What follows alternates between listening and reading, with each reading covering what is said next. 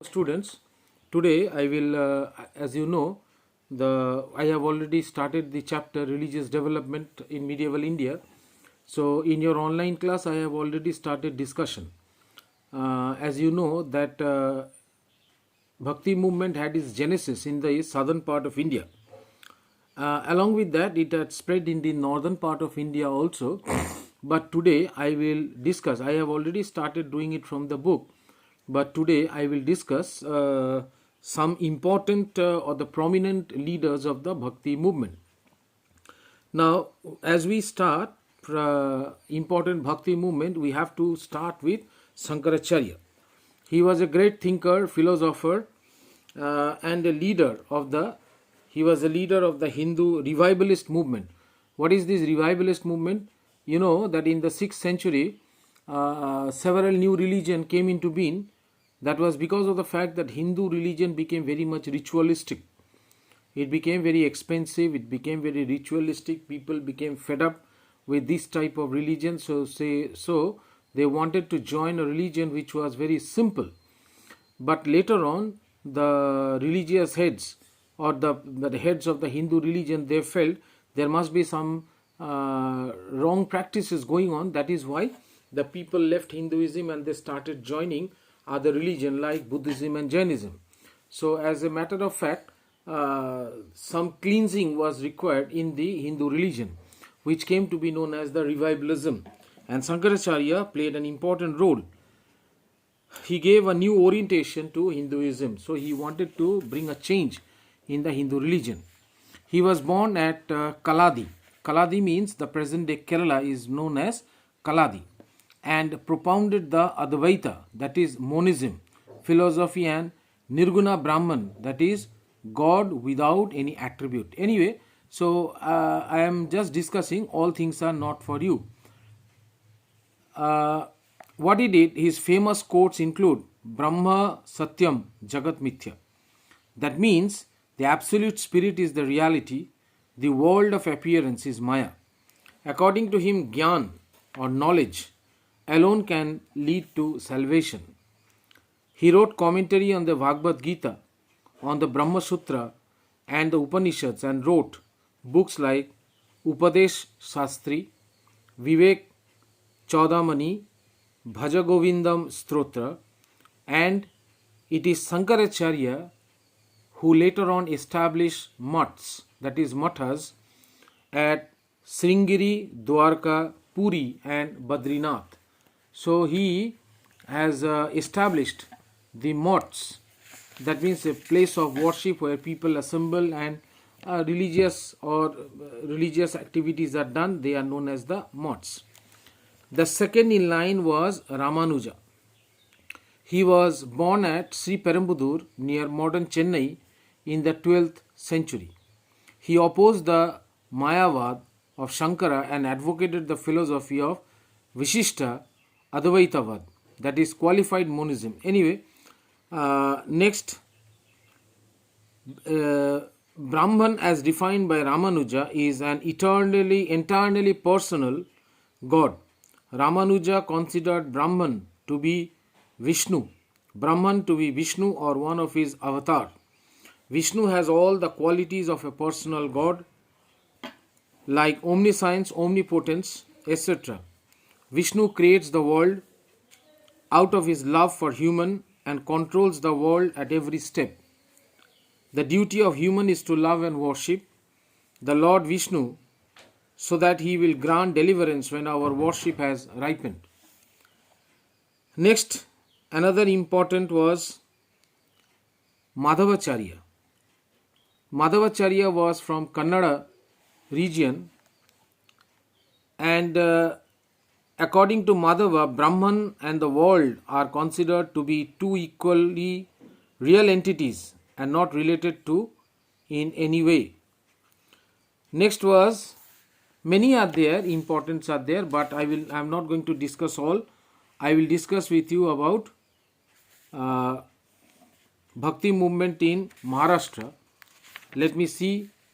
In Maharashtra, Gyaneshwar, I will do according to the syllabus, a 13th century pioneer Bhakti saint of Maharashtra whose commentary on the Bhagavad Gita called Gyaneshwari served as a foundation of the Bhakti ideology in Maharashtra. So he is considered to be the founder of the Bhakti movement in Maharashtra. He was Sant Gyaneshwar.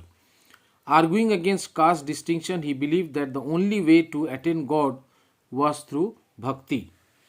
Next, another important person was Namdev. He was also from Maharashtra, belonging to the 14th century. So Gyaneshwar was of the 13th century and Namdev belonged to the 14th century, who belonged to the Varkari sect, Varkri. He is considered one of the 5 revered gurus in the Dadu Panth tradition within Hinduism. The other 4 being Dadu, Kabir, Ravidas and Hardas. According to the tradition, Namdev was a tailor who had taken to banditry before he became a saint. So before that, he took banditry. His Marathi poetry breathes a spirit of intense love and dedication to God. Next, another important person was Ramananda. Ramananda is believed to have lived in the first half of the 15th century. He was born in Allahabad and was originally a follower of Ramanuja. Later he founded his own sect and preached the principle in Hindi at Benares and Agra. He considered it to be the link between the South Indian Bhakti and North Indian Bhakti tradition. He looked upon Ram and not Vishnu as the object of Bhakti. So according to him, Ram was the object and not it was Vishnu, the object of Bhakti. He worshipped Ram and Sita and came to be identified as the founder of the Ram cult in North India. Another important was Kabir. So we will discuss about Kabir in detail.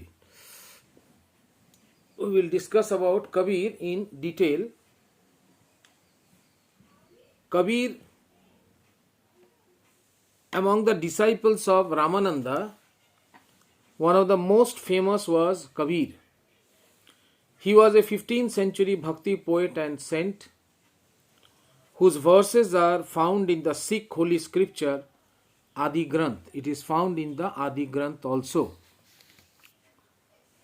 He was born near Benares to a Brahmin widow, but was brought up by a Muslim couple who were weavers by profession.